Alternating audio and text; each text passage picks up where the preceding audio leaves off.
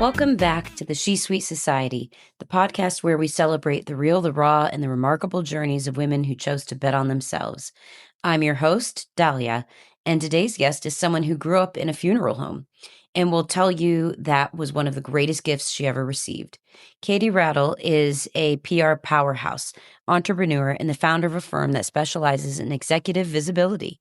But before she was helping leaders get seen, she spent years climbing a corporate ladder that was never really built for her, until a midlife awakening made her put it down for good.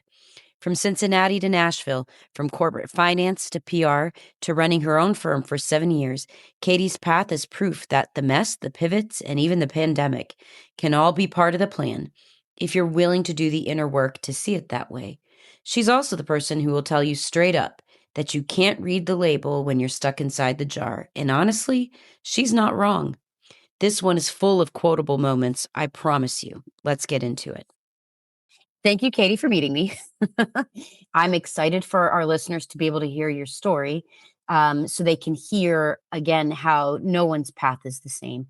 We all end up in different places, similar titles sometimes, but just no path is linear. And it's nice to be able to share that with those that are coming, also those that are just a little lost right now. You just never know where people end up. So thank you for being here today, and let's get started. Let me turn everything off. You're fine. Okay. Katie, what would you say, how would you describe your life today? Sure. Well, to describe my life today means I would have to go back in time and talk about what led me to today and how I'm living a much better life now. I have a unique story. I grew up in Cincinnati, Ohio. Go Midwest. I now live in Nashville, Tennessee. I've lived here for a long time, but grew up in Cincinnati, Ohio, and was the daughter of a funeral home owner operator. And it is actually still existing to this day. It's family owned still. And I would have been fourth generation. I was going to take over the family business and decided it wasn't my path. But the lessons I learned from that upbringing, I lived in the funeral home for a long time, worked for my dad for a while, and was exposed to the fragility of life every single day, really led me to where I am today. And I didn't know it until I was, in my late 30s. I had moved to Nashville. I had a corporate career. I call it very corporate.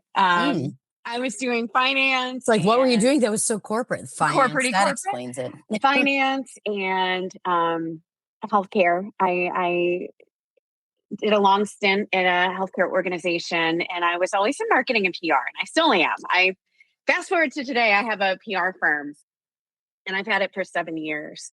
But in my corporate experience, I always gravitated towards marketing and PR, and I had a event planning business at one point for a few years, and always kind of went back to corporate. And I'm so grateful for that because I learned so much. But over time, I think I realized when I grew up, we're all still growing up, right? Over time, I realized that I wasn't wired that way. I wasn't wired to be in a corporate environment. And for a long time, I thought it was corporate's fault. But now looking back, I'm like, a lot of that was me. A lot of that was me because I just wanted to achieve and climb the ladder and, on to the next. It was always on to the next. And what can I do bigger and better? And, how can I grow and achieve? And what is the next thing? And boy, is that exhausting after a while. So I was, especially when the bar keeps moving and the carrots keep moving and you're like, you're never enough. It's never going to be enough. Never. And frankly, that's how I'm wired. And, being in that environment in my late 30s, I like to describe, after I had my son, and life happened for me, which was wonderful. I kind of got back after maternity leave to the corporate world and I looked around and I'm like, this doesn't work for me anymore. And I lovingly refer to that as my midlife awakening, not crisis. I And like that. thank you. I think midlife crisis needs a rebrand or a refresh. I But completely agree. I could not yeah, agree more with that statement. yeah. Let's not use a negative word such as crisis. Let's use it as an opportunity. And for me, it was such an opportunity. And, I had to do a lot of personal work and development. I still am. It's a never ending journey, but I had to make the tough decision of like, okay, if this corporate world thing isn't working, what will work? And what does that look like? Good questions.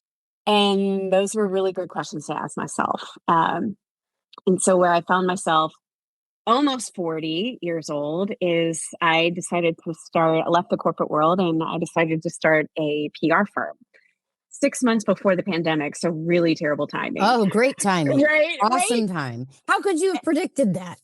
I mean, but in a way, I'm so grateful for it because what I needed at that time, I didn't realize it. I needed a break. I needed a reset.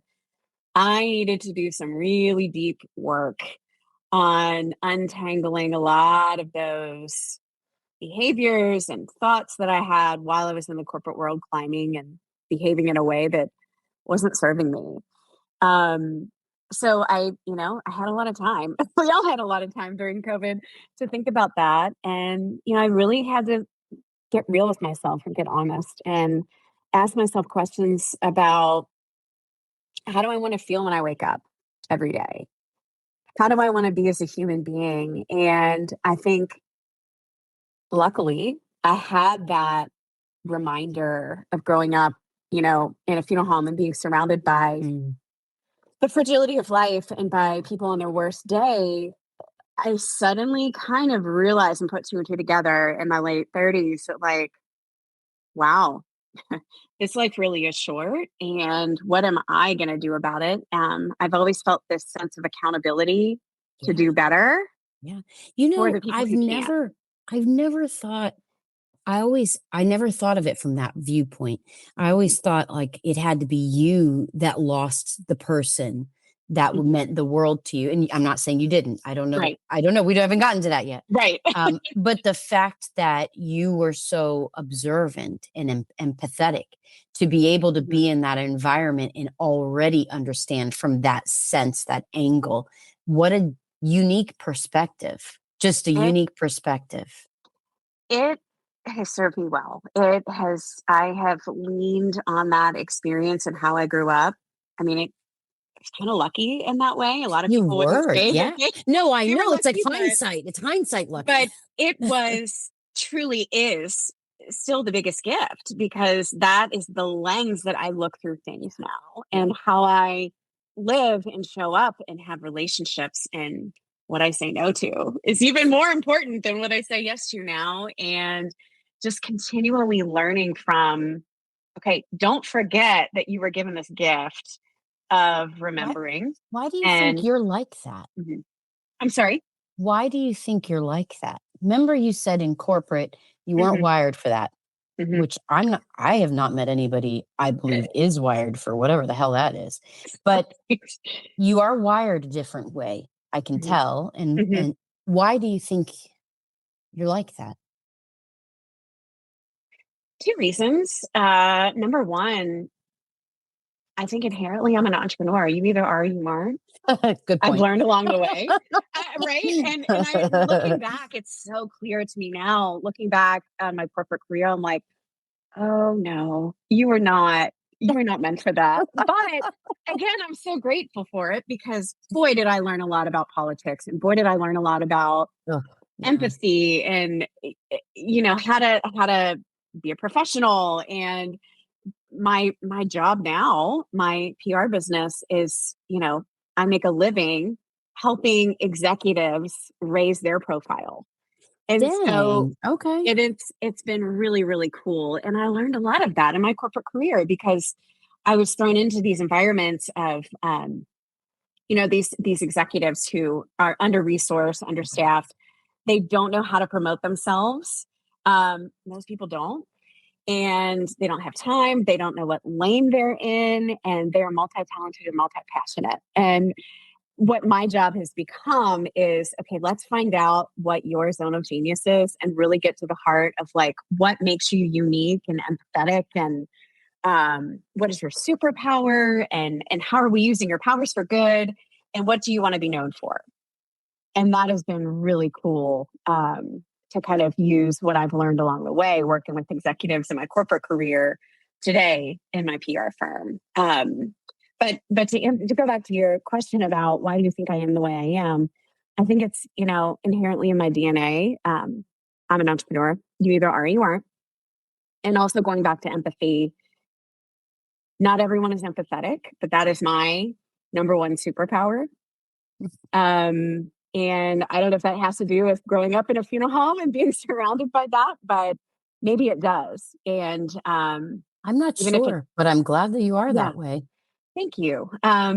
It's also being able to really tune into people and be able to read a room.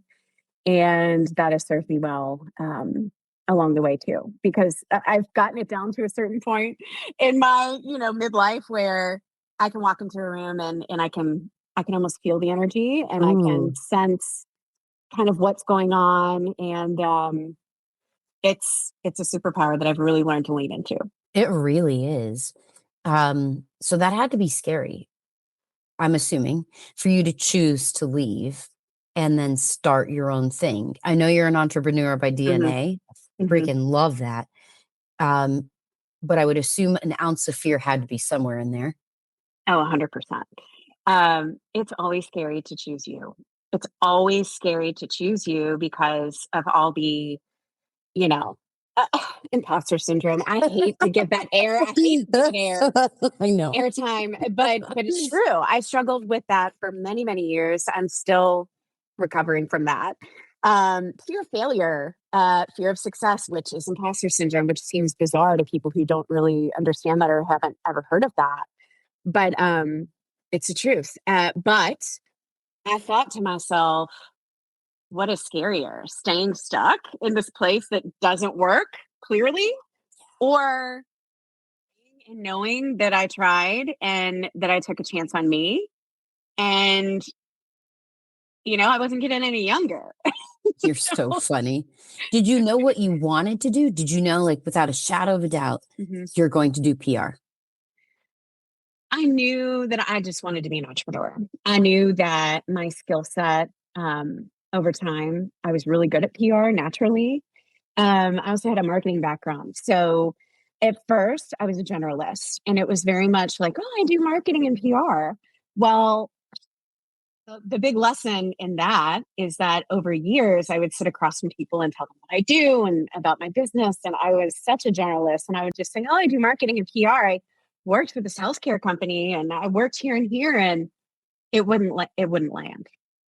And again, that was on me to figure out like, what am I communicating incorrectly? It was a me problem, not a them.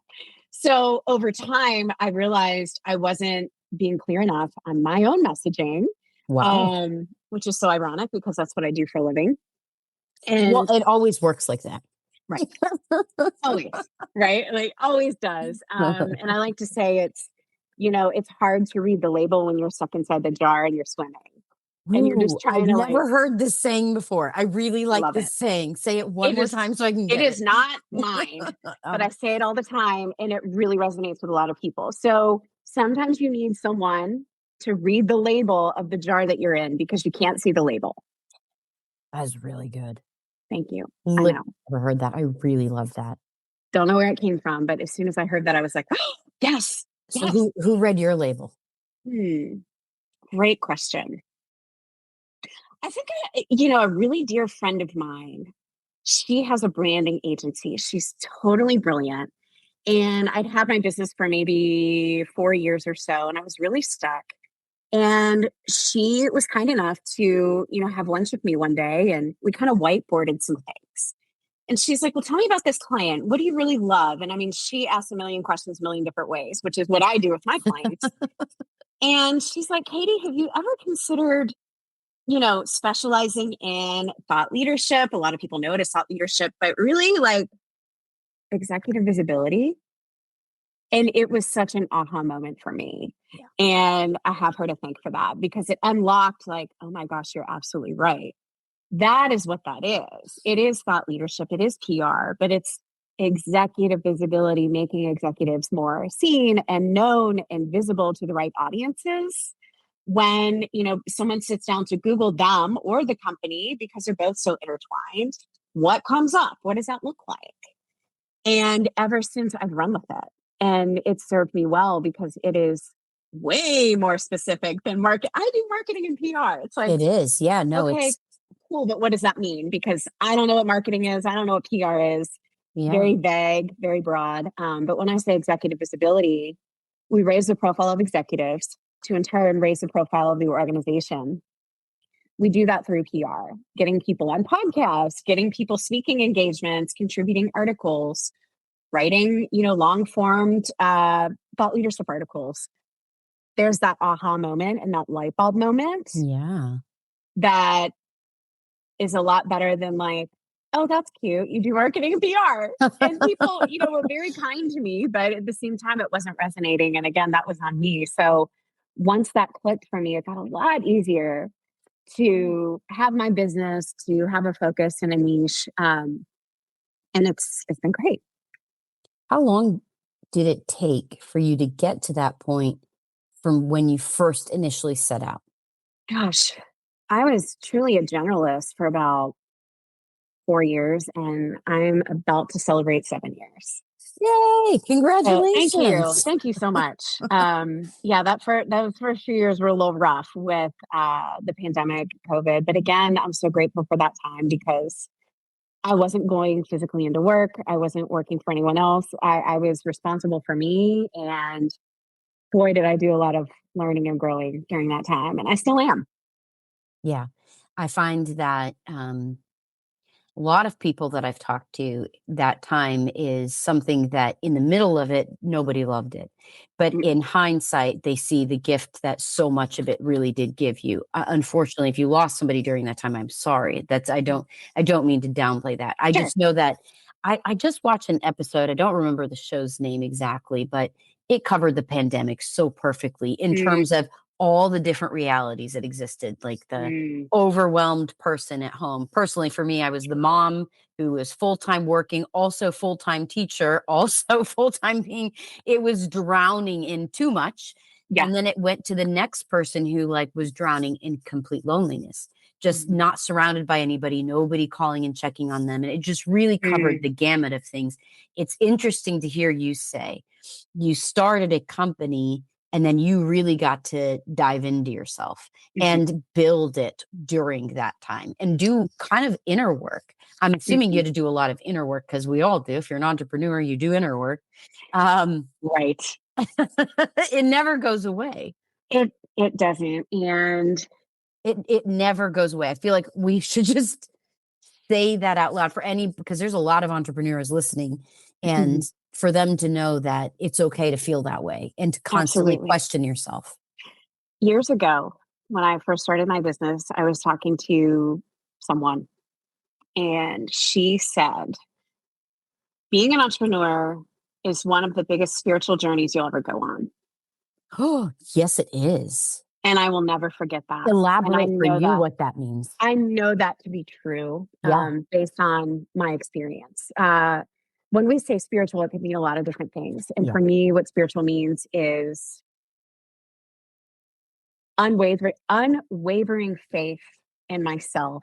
And another friend, I'm pulling in all the quotes today. Another friend, entrepreneur friend, has a quote on her desk that says, being an entrepreneur is like waking up every day knowing that everything's going to be fine, but everything might fall apart.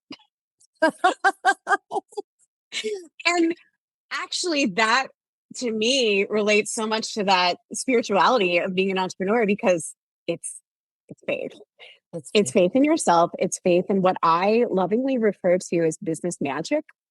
Just when you think things are falling apart, and they are, just when you think you might have to apply for jobs on Indeed or whatever, I've been there, Yeah. right? Um, Something, I call it business magic, happens. someone reaches out, someone DMs you on LinkedIn, something happens where there is movement, and it always kind of works out. And that again is faith. Whatever that is faith, that is spirituality. And don't you going feel back, like there's a part of that quote that's missing though? Like to end it. Like being an entrepreneur means, yes, everything's going to be fine, but everything could also be falling apart. Right. But it will always work out. Yeah. I like that. That's what you just said. I'm just stealing your words. I'm just adding to the quote. You're not wrong. And I think we need to amend that. Yes. Right? Like we need to reword that, rephrase that. But boy, is it a journey. And it's spiritual because it requires, I don't care who you are, what you believe in, it requires inner work. It requires healing. That's very It right. requires self-awareness and my goodness, unlearning, untangling, therapy with a capital T. I am a huge believer in therapy. I've gone to therapy for many, many years, and it's truly such an important relationship I have in my life. And gosh, I mean, I realized that I need a lot of support. I am off the charts extrovert. If you couldn't tell, I have all this energy, and I work from home. I work for myself, and I have a small team, but I require a lot of resources, I've learned. So we're talking, I have a mastermind. I am doing a program through EO Nashville. I do yoga. I go on walks. I have, friend circles that are amazing. It requires support, at least for me. That's been my experience. So not only is it inner work on me, but it's like I have to be smart enough to pull in those resources so I don't lose my mind. And brave enough to ask them. Right. I feel like that takes a little bit of bravery to step out and just, that you need this. You don't know if they do. So to come out and ask like, hey, can we schedule all these walks, or do you go on walks? Right. You're great. Oh, yeah. Oh, yeah. Recently, now that the weather's kind of nicer, I live in the South, so it's really humid now, but I've been doing a lot of walk and talk. So like, let's go on a hike because we gotta go on a hike and get fresh air anyway. So let's go on a hike and catch up for an hour and a half during that hike. And it is so much better to me than being on Zoom. Sometimes Zoom is required or virtual meetings are required, and that works, but if you have the opportunity to meet in person and actually enjoy each other's company for an hour outside, even better. Bonus all points. day long. Bonus points. I do want your take on this. It has nothing to do with any of this, but I'm very curious because you have a different insight. From my perspective, during COVID, I met a lot of people, as we all did, using Zoom and whatever platform. Teams, I think, finally stepped it up at that point. And Google Meet really came out. I didn't feel disconnected. Meeting with people in this capacity, it felt very comfortable for me, as if we were in the same room.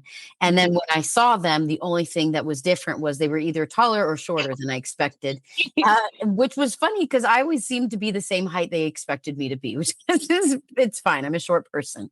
Right. Me too. But I didn't feel as disconnected as others did. What I hear is a lot of other people, when they connected through Zoom, they felt very disconnected and they really needed the more human interaction to stay connected. Do you have a take on that? It's a personal preference. And for me, I like to say that I'm a live show. A lot of people are live shows. Yeah. So you kind of ignite when you're in person. If you're an extrovert, you get that energy off of other people. And absolutely, I did receive that from Zoom.